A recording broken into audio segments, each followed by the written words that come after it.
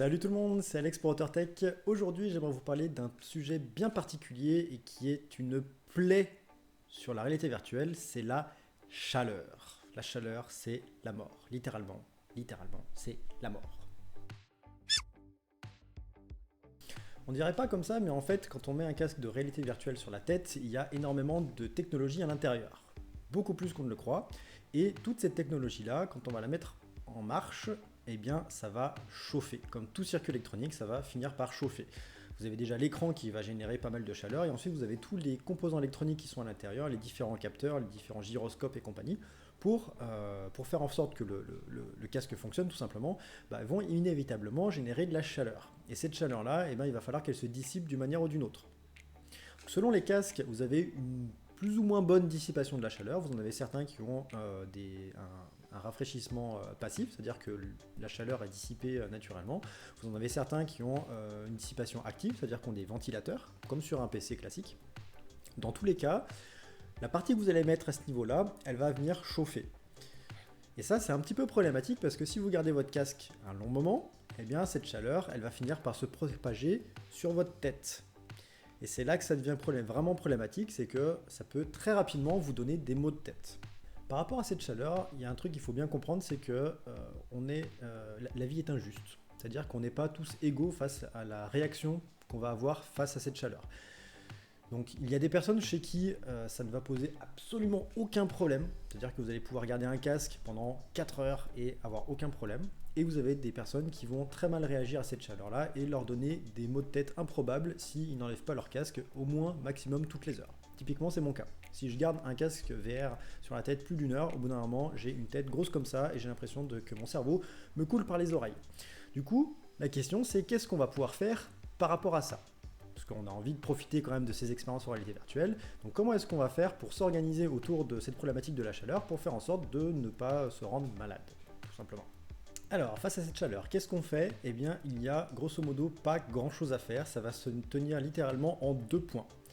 Le premier, ça va être de faire des pauses. Voilà, c'est inévitable, il va falloir faire des pauses. Donc, enlevez le casque, éteignez-le ou mettez-le en pause.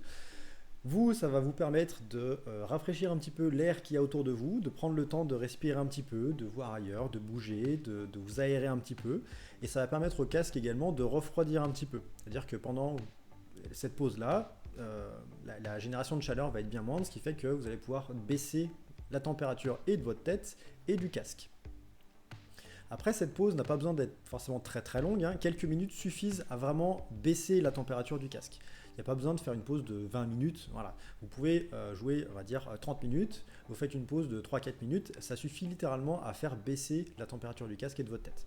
Donc, le premier point qu'il faudra faire, c'est faire des pauses très régulièrement. Si vous êtes sujet à cette douleur due à la chaleur que vous pouvez ressentir, eh bien, il va falloir faire des pauses très régulièrement. Ça, c'est le premier point.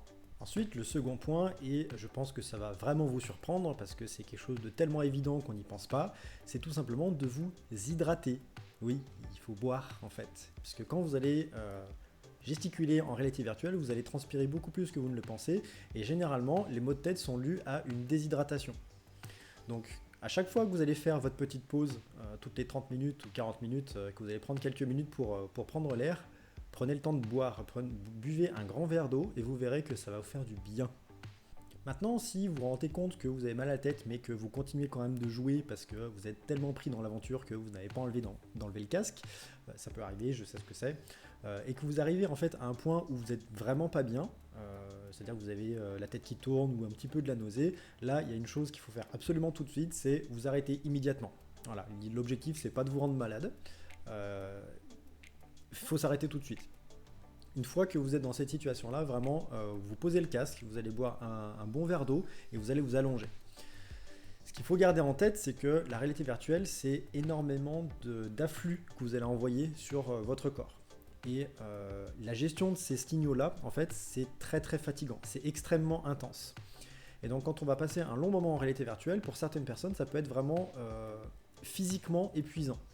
Et on peut arriver à un stade où on va au-delà de ses limites et où le corps est littéralement en panique et il ne sait plus quoi faire. Donc si vous vous retrouvez dans cette situation-là, volontairement ou involontairement, voilà, Les 3 étapes, c'est vous arrêtez le casque, vous prenez un bon verre d'eau et vous allez vous allonger.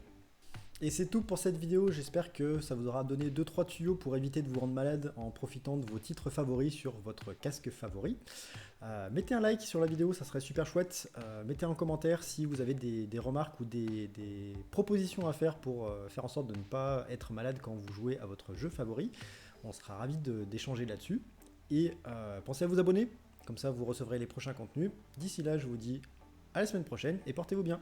Ciao!